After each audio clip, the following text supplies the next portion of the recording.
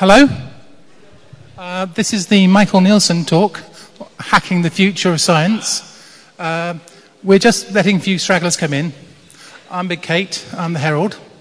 We're going to try and have questions at the end. Questions at the end or questions through? Questions at the end.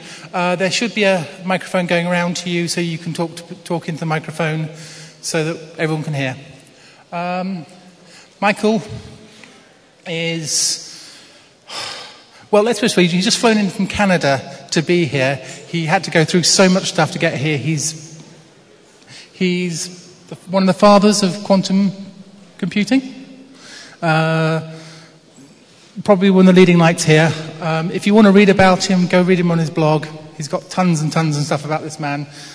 50 lectures of papers. He's talking about the future of science here. This is part of the people and the politics track. So we're talking, this follows on from WikiLeaks. It's moving on to stuff about hacking in the thing in Zone 2. And I think that's about it. I think it's up for you now.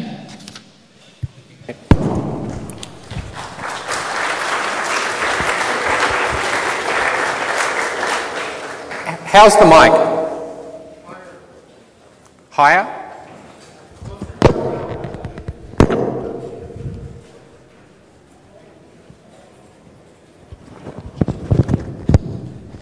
Okay, is that better?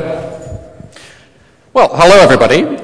It's great to be here. I was surprised by the invitation and absolutely delighted.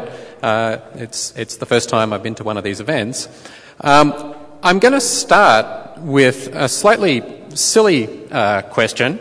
The question is this: how many people here regularly read blogs? Please just raise your hand. Okay, so maybe a better question is, how many people don't regularly read blogs? Ha ha ha ha. Okay, how many people here run a blog? I think there's some confused people.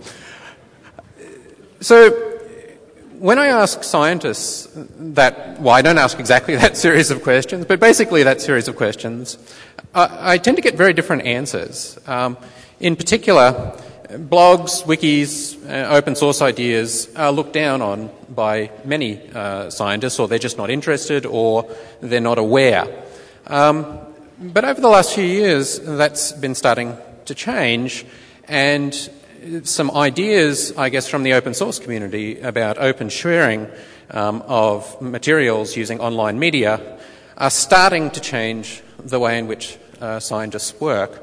So what I want to do today is give you a small taste of, in my opinion, some of the most exciting things that are currently going on. There are quite some considerable parallels to open source. I should sort of warn you in advance that in many ways scientists are a long way behind in their use of online media. And there are also some interesting differences, which is perhaps the most interesting aspect, and certainly there's much still to be done by the scientists.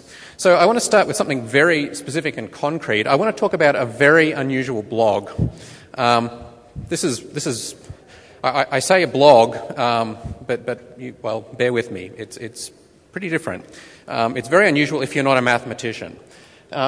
It's the blog shown here. It's probably not that easy to see. It's a blog called What's New, and it's run by this guy. His name is Terry Tao. He's a mathematician. He won the Fields Medal in 2006. So this is a prize in mathematics. I guess it's often called the Nobel Prize of Mathematics. That's maybe a little bit unfair to the Fields Medal. It's only awarded once every 4 years, so it's actually considerably harder to get. He's known for many different things, probably most famous for something called the Green Tau theorem. This is his collaborator, Ben Green. And what they proved, it doesn't matter what they proved, but basically there are arbitrarily long arithmetic progressions of prime numbers, so primes which are evenly spaced apart. They proved that, I guess, 2 years ago. So he's a blogger, and he posted 118 posts last year. I think he'll probably exceed that this year. You can get some idea of the quality of the posts from the fact that last year's posts were issued as a 2-volume set by the American Mathematical Society just a few weeks ago, and the 2007 posts, which was the first year he started, were also published by the American Mathematical Society. So this is not a guy who's sharing cat pictures with his mathematician buddies. He's doing something rather different to that. And what I want to do, I want to focus really, really narrowly, this is kind of, through the eye of the needle, on a particular blog post. You might suspect me of cherry-picking my examples here a bit. I kind of am, but there are a lot of posts that are like this. So it's a post titled, "Why Global Irregularity for Navier-Stokes is Hard." Don't worry if that doesn't mean anything to you. It's basically a post about waves, in some sense, or in particular a set of equations from the 19th century, the Navier-Stokes equations, which describe wave behaviour. So you're not going to need to know anything about the Navier-Stokes equations. That's not the point of the talk. The point that I want you to understand here, they're renowned as being very difficult to understand equations. So Richard Feynman spent a fair fraction of his career working on the equations, or several years, and made little progress. Some of the other great physicists and mathematicians, Lev Landau and Kolmogorov, spent a large fraction of their career and had very limited success in understanding very much about waves. And one of the big Clay Millennium Prize problems in mathematics, these are the $1 million prize problems, 7 prize problems, sort of the biggest problems in mathematics, is basically to better understand these equations. So what Tao's blog post was about was basically that particular problem. So what does it contain? Well, it's not a talk about the Navier-Stokes equation, so let me just give you the flavour. It starts with a brief explanation of exactly what the problem is. It tells you that in 2 dimensions, we actually understand wave behaviour incredibly well, which is something I didn't know before starting, and says, why is it so much harder in 3 dimensions? And it says, well, there's a standard answer to this, which is that turbulence is really difficult to understand. Okay, but he says, well, that's the standard answer. That's what everybody says. Oh, turbulence, that's what makes fluids, waves difficult to understand. He says, well, what does that really mean? And he gives an alternate explanation in terms of something he calls supercriticality. And he explains what this means. He says it means you have invariance to control the behaviour at all length scales.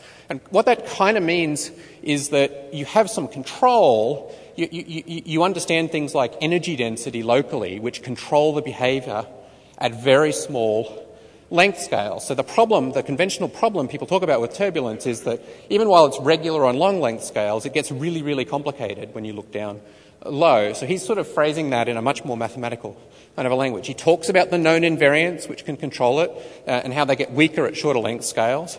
He summarises the 3 known broad strategies of attack for proving these kinds of results, and says supercriticality is a problem, severe problem for all of them. Okay, we're still going through the same blog post. I need to speed it up. There's a lot more still in it. He talks about the known invariants. He surveys and critiques all the known attempts on the problem, the Clay Prize problem.